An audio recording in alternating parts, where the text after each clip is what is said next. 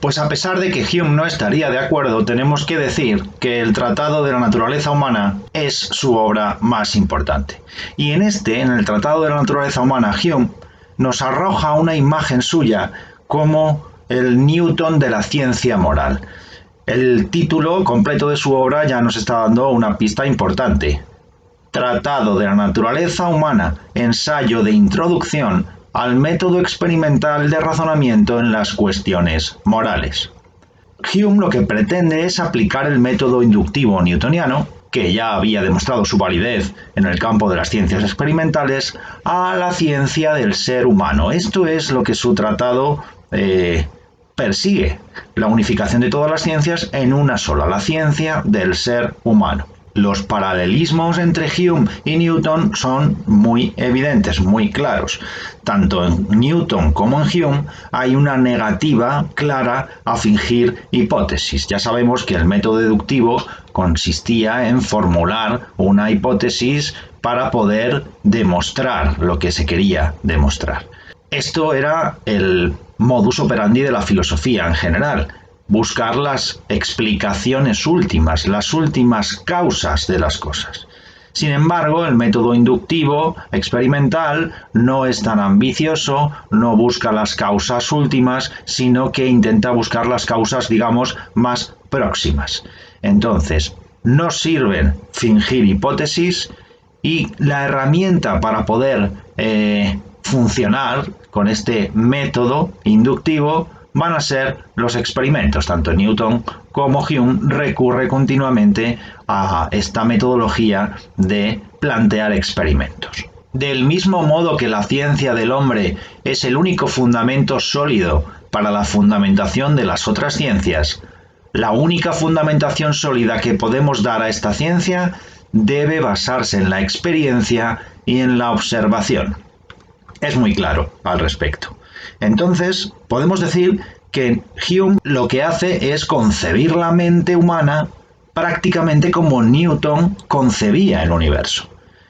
En este sentido, podemos decir que las impresiones, las percepciones de las que habla Hume equivalen a los átomos de los que hablaba Newton, los átomos que se atraen y se repelen entre sí, dando lugar a los cuerpos, y que estos átomos, que estaban regidos por la ley de gravitación, tienen también su reflejo en el mundo mental, porque estas impresiones, estas percepciones, siguen unas leyes que son las que formula Hume, las leyes de asociación de ideas. Es decir, cambiamos los átomos por las percepciones y cambiamos la ley de gravitación universal por las leyes de asociación de ideas.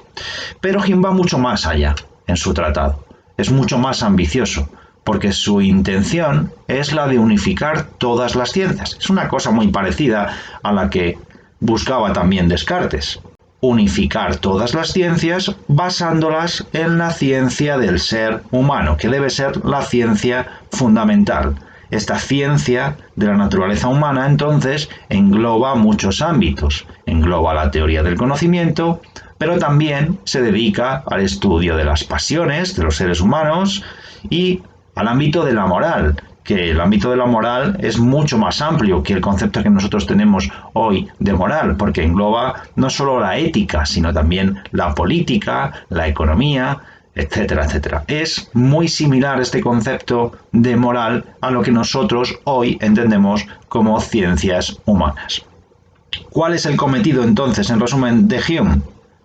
Examinar la extensión de las fuerzas del entendimiento humano y explicar la naturaleza de las ideas que empleamos y de las operaciones que realizamos al argumentar. Y todo esto bajo el supuesto de que todas las ciencias, de alguna manera, dependen del hombre, porque todas ellas son, en definitiva, productos humanos. Así que este proyecto de Hume, el del Tratado de la Naturaleza Humana, deberá realizarse en un marco completamente empirista y empleando la metodología de Newton. En este sentido, decimos que el instrumento de análisis más importante en esta obra, en el tratado, son las leyes de asociación de ideas. Existe aquí un género de atracción que, como se verá, posee en el mundo mental efectos tan extraordinarios como en el natural, y que se revela en formas tan numerosas como varias. Sus efectos son en todas partes notables, pero en cuanto a sus causas, son las más de las veces desconocidas y deben reducirse a las cualidades originales de la naturaleza humana que yo no pretendo explicar. Decimos en el tratado, el instrumento para el análisis son esas leyes de asociación de ideas. Ahora bien, cuando 8 años más tarde publica la investigación sobre el entendimiento humano, los objetivos parecen ser totalmente diferentes, parecen haber cambiado de manera radical. Hume ha abandonado esa idea ya de crear una ciencia del ser humano y ya no pretende tampoco ni siquiera aplicar el método de Newton. Esta nueva obra, Investigación sobre el entendimiento humano, es una obra muchísimo más breve, que se centra en el análisis del entendimiento y que tiene sobre todo una fuerte carga crítica, un carácter crítico. Lo que Hume ahora está buscando es fijar los límites del conocimiento del ser humano. Y en este lugar, en la investigación, el instrumento de análisis ya no es esas leyes de asociación de ideas, sino que es la distinción entre cuestiones de hecho y relaciones de ideas. La tónica de la obra cambia y se convierte en un escepticismo mucho más moderado que el escepticismo radical que representaba el Tratado de la Naturaleza Humana. En definitiva, tenemos que decir que a partir de entonces, Hume, una vez que ha renunciado a ese ideal suyo de construir la ciencia del ser humano, se convierte poco a poco en lo que nosotros conocemos ya como un filósofo ilustrado, ¿no? Más centrado en cuestiones particulares y mucho más diversas. Es decir, abandona su primer proyecto y se dedica a investigaciones sobre temas muy diversos de carácter crítico, sobre moral, por ejemplo, sobre religión, sobre economía, política, etcétera, etcétera. Y deja de utilizar este método inductivo y emplea un método descriptivo e incluso histórico. Es lo que entonces se denominaba la historia natural. Suele decirse que con Hume el empirismo es llevado a sus últimas consecuencias. Solo habrá conocimiento válido en la medida que pueda reducirse a la experiencia de la cual es tomado. Pero lo cierto es que su empirismo es tan extremo que ya no es empirismo, sino que lo consideramos escepticismo. Hay otra clase de escepticismo, consecuencia de la ciencia y la investigación, que se da cuando se supone que los hombres han descubierto la naturaleza absolutamente engañosa de sus facultades mentales o la incapacidad de éstas para llegar a una determinación fija en todos estos temas delicados de especulación de los que comúnmente se ocupan. Esto es lo que escriben en la investigación del entendimiento humano y en el tratado ya había escrito: la duda escéptica, tanto con respecto a la razón como a los sentidos, es una enfermedad que no podremos curar nunca, sino que debe volver a surgir en nosotros cada momento, aunque podamos expulsarla y a veces parecernos que nos hallamos enteramente libres de ella. Es decir, que este escepticismo representa, sobre todo, una vocación antimetafísica. Para Hume, la metafísica no ha sido ciencia, sino el vano deseo de penetrar en lo impenetrable, cuando no, dice, la obra astuta de la superstición, de las angustias y prejuicios de la religión.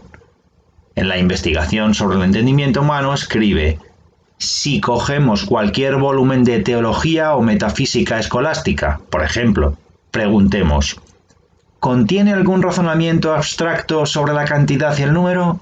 No. ¿Contiene algún razonamiento experimental acerca de cuestiones de hecho o existencia? No.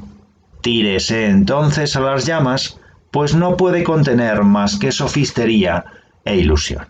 En resumen, el pensamiento de Hume es un análisis del entendimiento humano, sobre todo en su mayor parte. Pero antes de realizar ese análisis, él nos revela que existen dos tipos de filosofía. Una filosofía más fácil, más llevadera, más liviana, que es la filosofía moral, que es una filosofía práctica, que sobre todo tiene la función de formar la conducta del ser humano. pero él tiene muy claro que existe otro tipo de filosofía más difícil, más abstrusa, que es la teórica. La filosofía teórica, que es la que había practicado la mayor parte de la tradición filosófica, forma al entendimiento. Es lo que denominamos como filosofía abstracta, y aquí tenemos que situar a la metafísica. Lo que Hume dice es que este tipo de filosofía pierde contacto con la realidad, pierde contacto con la experiencia, que es a lo que se debe, e incurre en errores muy graves. Lo que sucede es que tiene una parte positiva también, y es que este tipo de filosofía teórica nos proporciona una mayor exactitud en nuestros razonamientos. Para terminar esta visión de conjunto, simplemente recordar cuáles son entonces las aportaciones más considerables de la filosofía de Hume. En primer lugar, tenemos que decir que es mérito de Hume descubrir que los grandes conceptos sobre los que se había edificado la filosofía no son otra cosa que ficciones de nuestra imaginación que nosotros enmascaramos de lógica. En segundo lugar, tenemos que decir que su mérito también es el establecer, dejar muy claro que solo podemos pensar en percepciones sensibles. Y por ende, en tercer lugar, decimos que la filosofía de Hume es una clara muestra de que el límite de las posibilidades de nuestra mente es mucho más estrecho que el de sus ilusiones. El todo es una adivinanza, un enigma, un misterio inexplicable. Duda, incertidumbre y suspensión del juicio parecen los únicos resultados de nuestras más cuidadas investigaciones sobre el tema. Pero es tal la fragilidad de la razón humana y tal el contagio irresistible de la opinión, que aún esta duda deliberada puede mantenerse con dificultad. No indaguemos más, y oponiendo una especie de superstición a otra, abandonémoslas todas a sus discusiones. Nosotros, mientras dura su furia y su disputa, refugiémonos felizmente en las tranquilas, aunque oscuras, regiones de la filosofía.